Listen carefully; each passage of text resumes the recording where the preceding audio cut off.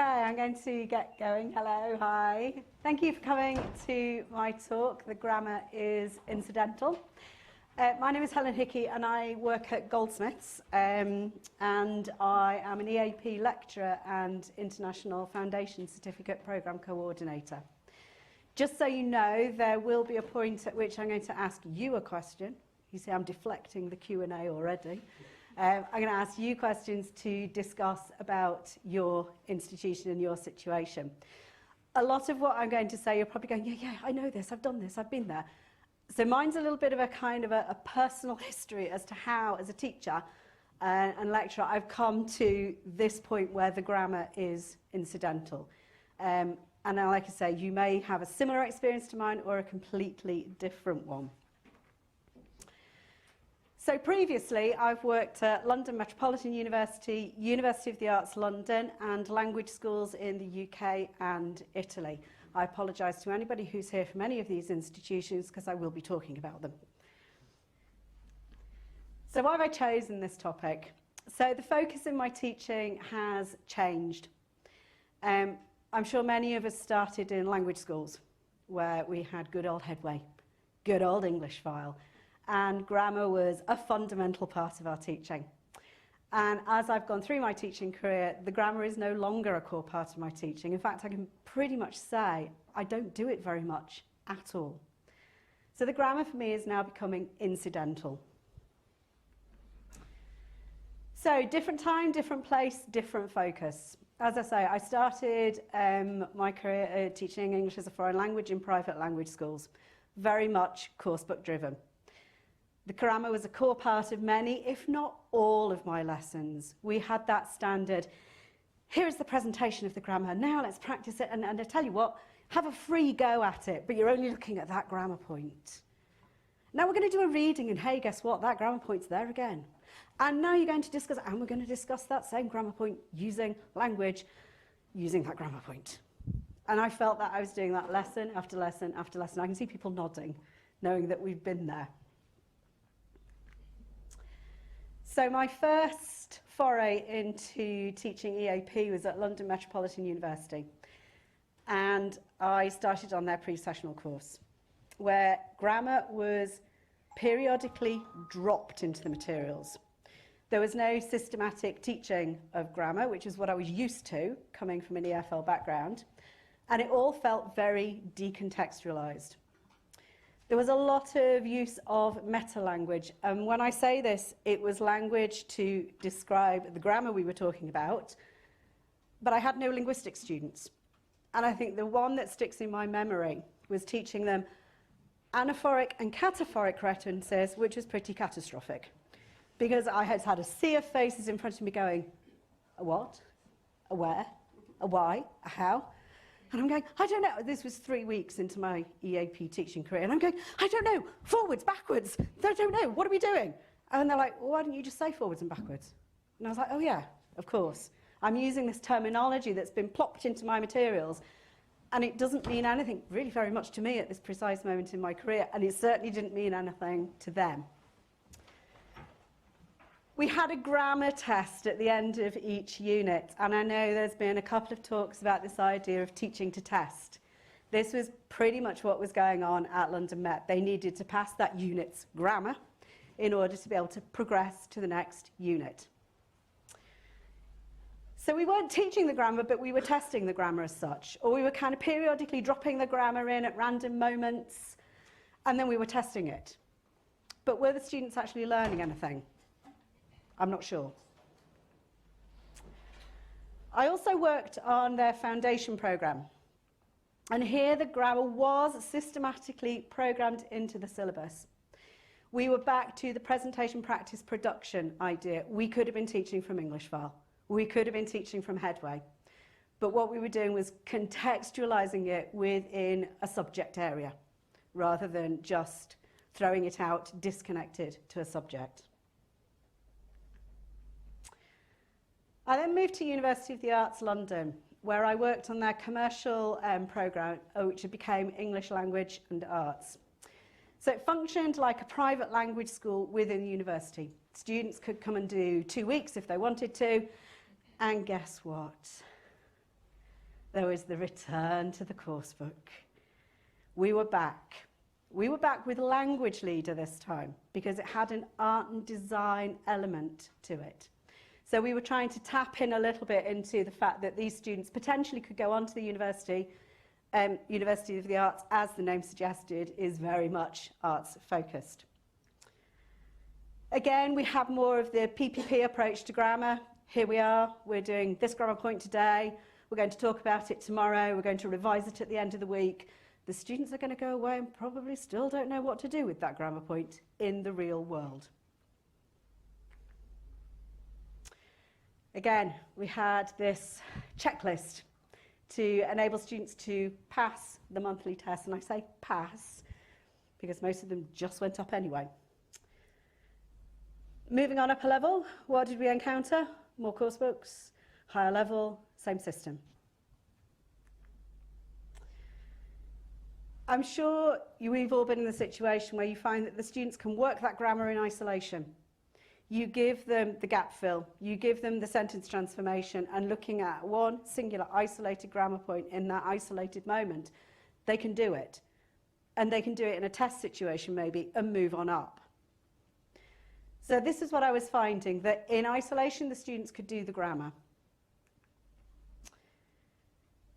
I then moved on to teach on the in-sessional programme. And I wanted to start with this quote, that the essential elements of grammar instruction can be designed to be flexible within the curriculum structure, and the amount of effort and time devoted to each can be adjusted depending on learners' needs. So this comes from the work of Hinkel, who I'm going to refer to again, and I'm going to ask you a question further down the line that's going to tap into her work. So at this point, we had no syllabus as such. We were asked to design our own schemes of work, bearing in mind this was before we'd met the tutors and before we'd met the students. We were asked to present this scheme of work with what we were going to do with the class. So you came at it in a little bit of an abstract way, just thinking, okay, well, I know they're going to write an essay at the end of this module. I know the module is about this. I'm going to kind of randomly put together 10 weeks worth of work and see what happens.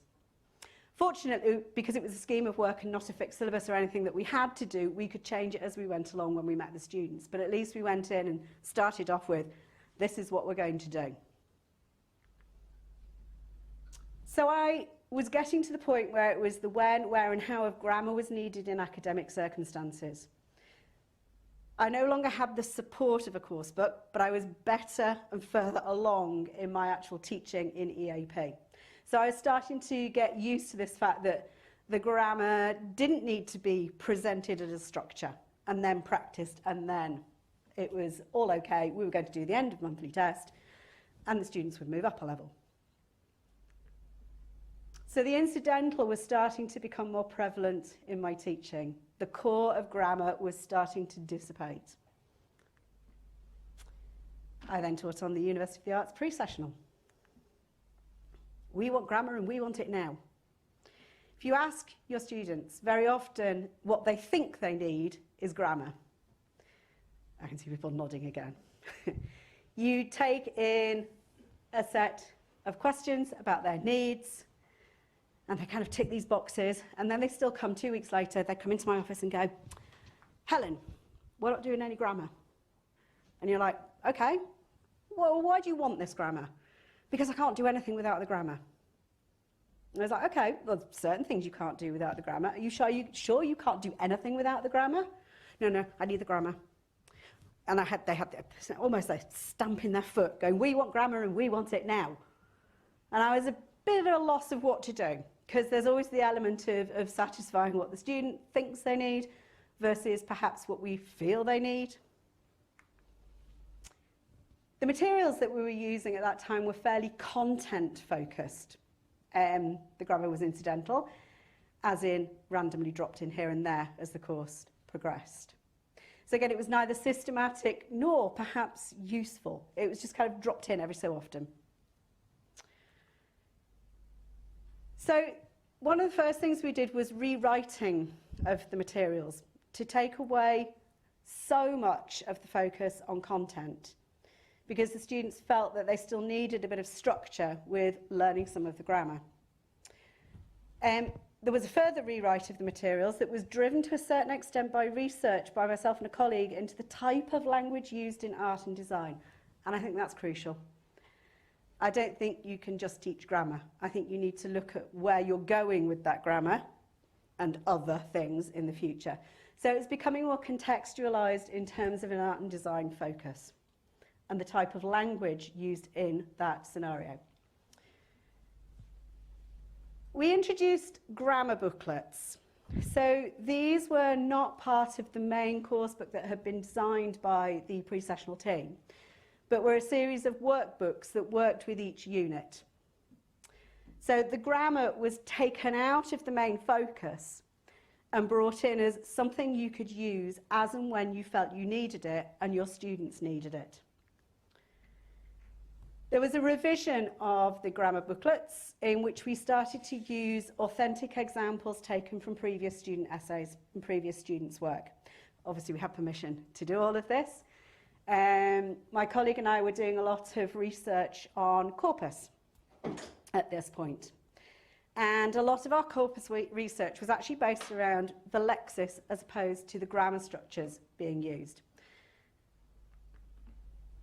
I then moved to Goldsmiths. I work on the academic reading and writing module, and this is a module that all students on our foundation programme do. The other modules that they do are related either to the pathway that they're going on to or the language level that they come in with. I work with what the students produce in their writing, so I don't necessarily go in with a grammar structure to teach. Or I do, but incidentally, because I wait until it arises in what the student is writing. So currently, students with IELTS 6 or below take a language development class, which is non-credit bearing. So already we're putting in a division at the moment to say if you're 6 or below in IELTS, you need some help with your language development. If you are above 6.5 and above, they don't have this class. They do something called collaborative research, which, as it suggests, is about learning how to research. However, and this is my room 101, in the assessment criteria, we still apply the criteria relating to grammar. Are we saying at 6.5 they are grammar perfect? Or at least okay-ish? Because now we've taken away, to a certain extent, that element where we can teach them, work with them on some of their grammar. Again, things might be changing in the future. So what should I focus on, or what do I focus on? When I had a look around and I sort of looked at what a B1 student would be expected to know, and these links will be available on the slides for you, I had a list as long as my arm of the grammar. And in particular, it was the tenses that interested me, where a B1 student might be expected to know the past perfect continuous. And I'm like going, when past perfect continuous? I think I last used that in 1983. And then I started to think, when did I actually use that in a piece of writing? What is the relevance of some of the grammar that they're actually giving me on this list of B1 student knowledge? So again, a search around brought me to the work of Hinkel and the grammar we are most likely to see in academic work. And here is where you see a sudden reduction. So for example, there are 3 tenses that are most likely to be seen in academic writing. What do you think they are? Present simple, past simple, and the present perfect. And yet I still have students coming to me and going, but I don't know how to use this very long, complicated tense. And I'm like, well, you probably won't ever use it. But I don't know it. Do you need to? Because one of my questions coming up is, when we're talking about grammar and what students should know, are we ever exposing them to what is most commonly used in academic writing? So what do I teach? I do teach grammar. But I also think this is an important point, that teaching grammar for writing cannot take place in isolation from the lexical and discourse features of a text. E.g., the verb tenses in academic prose are determined by the type of context in which they are used. So lexis is a focus of mine, again coming from corpus research that I've done, and also coming from a situation in which, when you're working with disciplines, you need to focus the language that you're looking at in terms of the lexis, not only the type of the way it's written. So, work by Schmitt and Schmitt suggests that mid-frequency vocabulary knowledge, so this is vocabulary that comes from the 8,000, 9,000 word range. So students should be coming in with a 3,000 word knowledge. But the further into that list you go, they say that students, from their research, students who have a knowledge of vocabulary of around the 8,000, 9,000 word mark are actually the ones that are more successful at university. And there are other studies that also back this up through corpus work and vocabulary profiling. So vocabulary profiling is something that I do with my students. I get them to actually run their essays through a piece of software. It's online, called Vocab Kitchen, and there is a reference to it at the end. And it shows them where their vocabulary is falling in terms of B1, B2, and something called off-list. And this is often your specialist language. So if we're saying, or if Schmitt and Schmitt are also saying that language is a driver in terms of the vocabulary that you're using in student success, by having students profile their own writing, they can see what is the spread, their spread of the language that they're using in terms of vocabulary. IFC changes.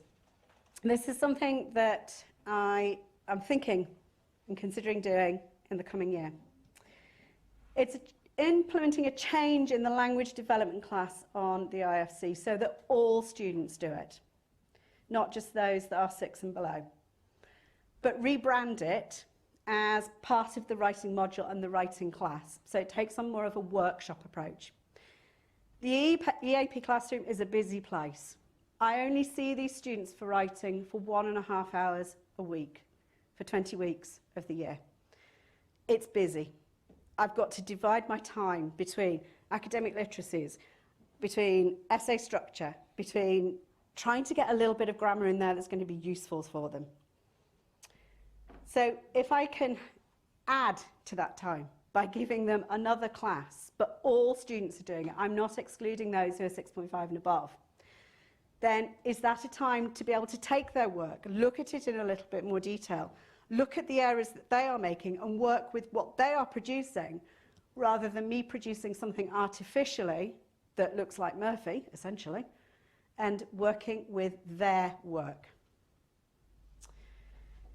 There's been an interesting group of students this year, and I don't know, again, across the board, if people have found that this year's students are perhaps a product of COVID and the way they have been learning and how they have been learning.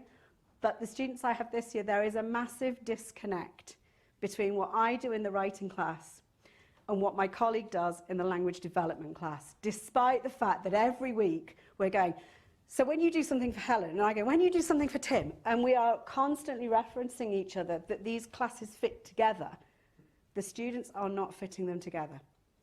And it's only when you bring out their own work and go, well, that's not going to pass because, and this is going to do well because, when you put it into their own context, then they wake up a little bit. And here is my question to you. The grammar's still there. We haven't dropped it completely. But what are we looking for when we assess the use of grammar? What is this range of grammar that we speak of and is often put into the criteria? What do we mean? Why does it have to be a range? Can a piece of writing still not communicate effectively, but use a narrow range of grammar? This is my question to you. So you have got 2 minutes, in good old EFL style, 2 minutes, if the person sat next to you or behind you or close to you. what is this range? How do you define this wide range that in theory gives the student a better mark on the assessments? What do you mean by it? 2 minutes. Tell your partner.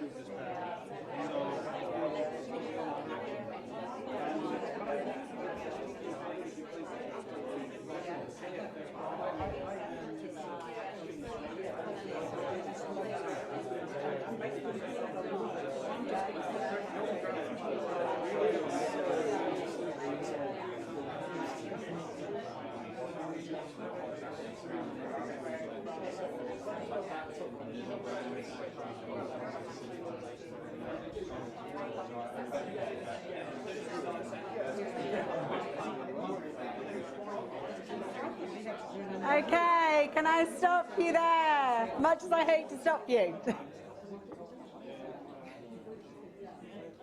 So, the grammar is incidental. Do I think this is a good thing or a bad thing? In my current situation, I actually don't think it's a bad thing that the grammar is incidental, because I don't want to produce synthetic examples that mean nothing to my students, work with what they produce. However, I would have said something very different when I first started as an EFL teacher right back at the beginning, because having learned a second language myself and gone in knowing nothing and tried to do it with no grammar, that was equally as impossible.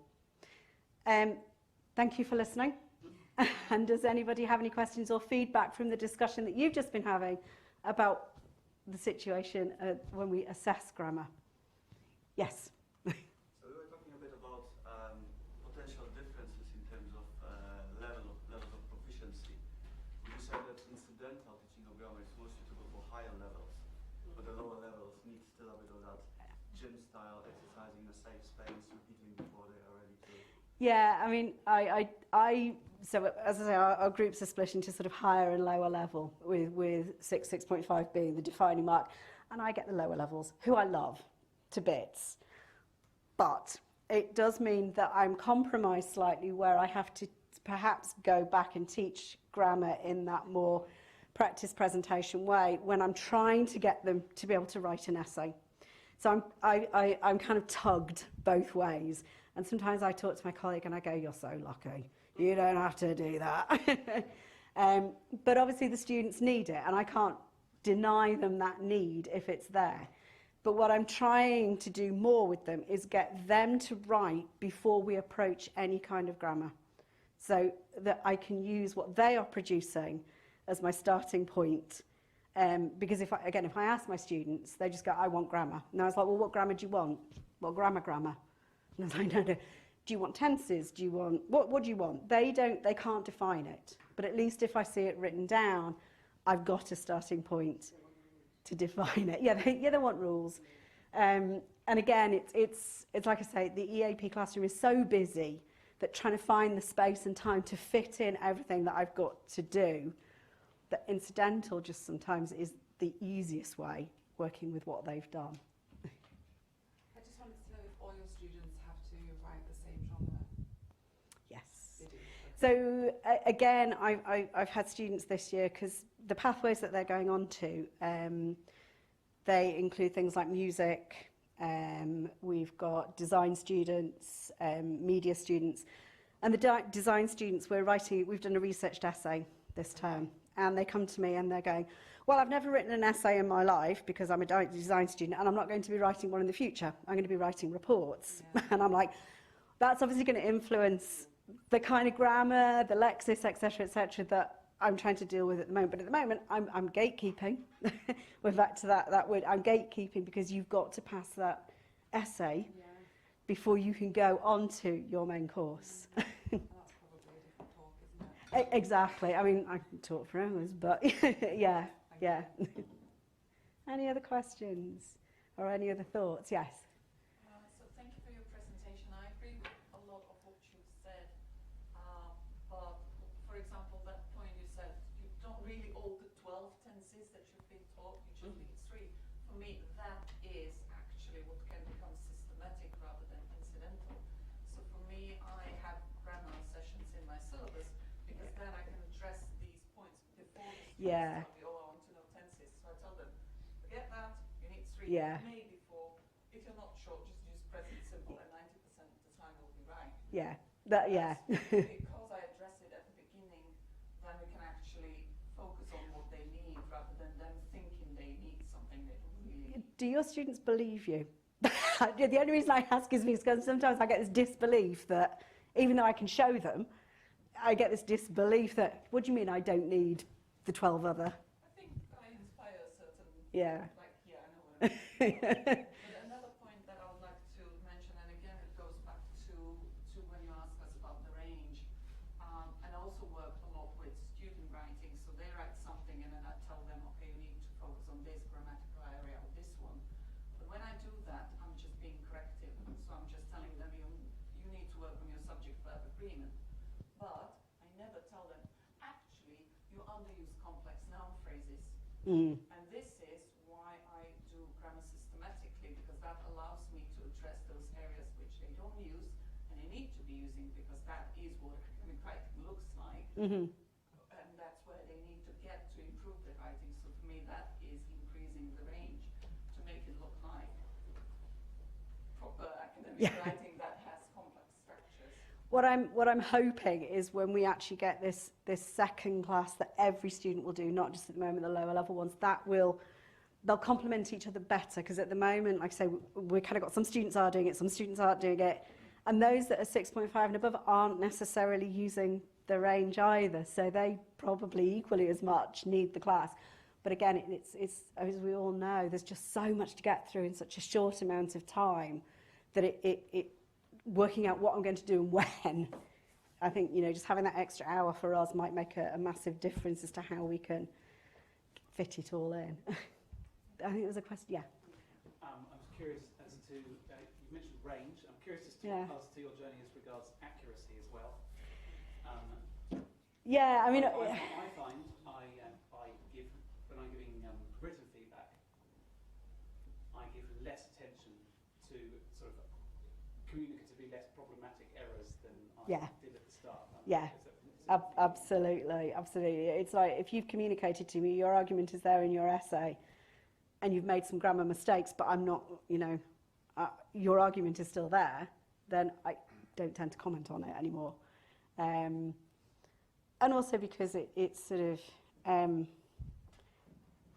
it's hard work commenting on grammar, I find. Because once you start, it's like, well, do I pick up every mistake?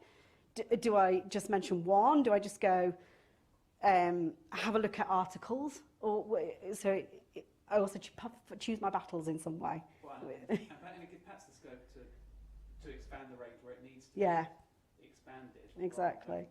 students worrying about their third-person essays or... Exactly. I think it was just interesting because I actually part of speech tagged and worked out sort of and ran my own piece of work through a vocabulary profiler.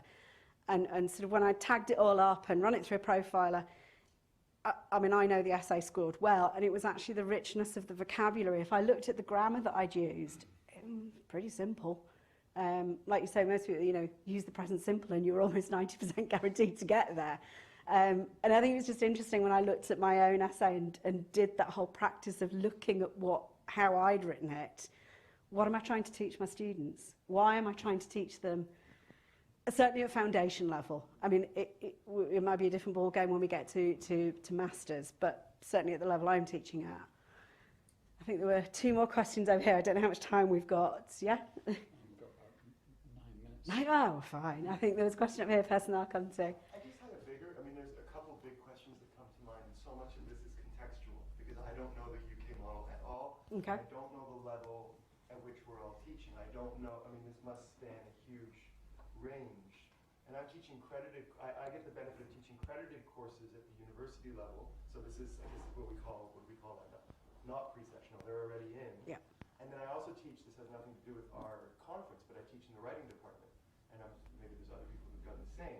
And the advantage of that is that I get to see kind of where these students are going to go, who they're going to become when they're graduate students, law students, doesn't matter.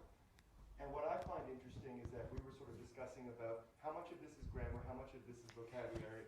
My colleague made a good point. How do we decide? I mean, that's a very long conversation. Where does it begin and end? I am the opposite. My wife is a second language speaker who teaches in the same field, and she's a grammar expert, and I'm a grammar ignoramus.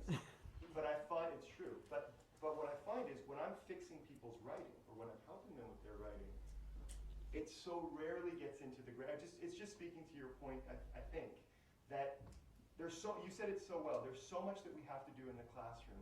And in terms of where we have to go, I still go back to that old-fashioned notion of they've got to get in the habit of reading. So much of this is contextual. And once we're beyond that beginner stage, I don't know, even when I do it, you'll get graduate students who are still making subject-verb agreement issues, and me pointing them out isn't helping anyway and doesn't matter. That wasn't really one point, that was 7.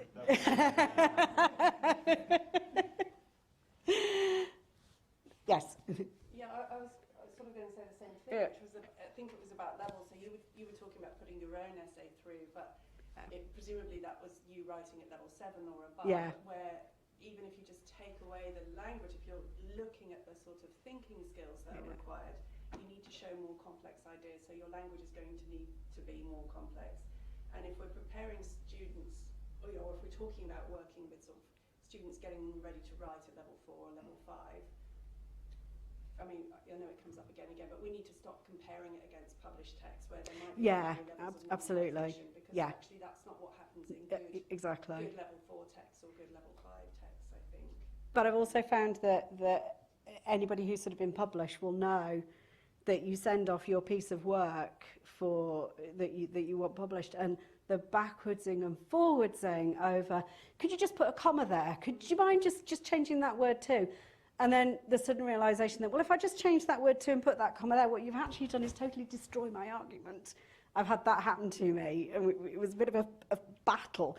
But again, I think you're right, sort of going, hello, look, this is a published piece of material, write like this, is not helpful to students. And like I say, I don't know, I mean, part of this has come out of I've had a very difficult year with some of my students this year. And I know it's been kind of reported across the board a little bit that this sort of is possibly the effect of sort of COVID coming through and how we're dealing with it. Most of my students prefer to do this. Like, is there anybody out there? They're hiding behind a screen constantly. So sometimes I just feel like I'm talking to the ether. it's interesting. Any other questions? Yes. Just a comment, first, thank you for giving a name to what I already do with grammar. I like the word. And second, I mean, with ChatGPT and all that, should we really be wasting time teaching grammar? Well, I hummed and hawed about putting that at the end of this. I was like, there's so many talks on ChatGPT. I mean, we've had proofreading since God knows how long. We've had Grammarly. Now we're on to ChatGPT. half the time I look at my students' work and I go, that maybe is that possibly your grammar, maybe your grammar. I don't know if that's your grammar. And obviously we've been to a much bigger discussion with where we're going with that, so, and how we utilise that. Yeah. It seems to me like quite a lot of what you're talking about is around managing students' expectations. Yes, so yeah. What you were talking about at the start in terms of that discrete language school approach to teaching grammar, Yeah. a lot of that is feeding into students' expectations, right? Yeah. Because if we're talking about international students, that's how they want things. Yes, that's yeah. the expectation of how they learn English. Yeah, I mean, that again, sort of undoing that to redo. I also increasingly think that sometimes when my students are coming to me and talking about grammar and talking about grammar that they don't need, which again is about managing expectations, isn't it? Yeah. I think sometimes what they're saying when they're saying we want to learn grammar, it's code for saying I want to improve my English. Yes, because yes. Part of my motivation for studying here isn't actually anything to do with my course. It's that I want my standard of English to be good by the time I go home from university. I mean, that's actually a massive part of a lot of students' expectations, and I think as an inexperienced EAP teacher, that's something I completely underestimated. I think what I find is when I try and pin them down and go, what grammar do you want to know? Don't just tell me the grammar, because I could go forever if you really wanted me to.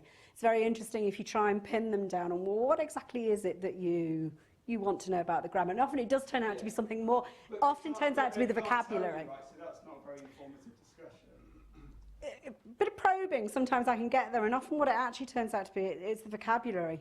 It's not the grammar, but they're just, that's the word they come in with and go, I don't know the grammar. And like you say, because everything's so tied up together, how do you separate grammar, vocabulary, etc., etc.? I've often found that with a bit of a dig, even if it means I present a list of grammar points and go, what do you want to know?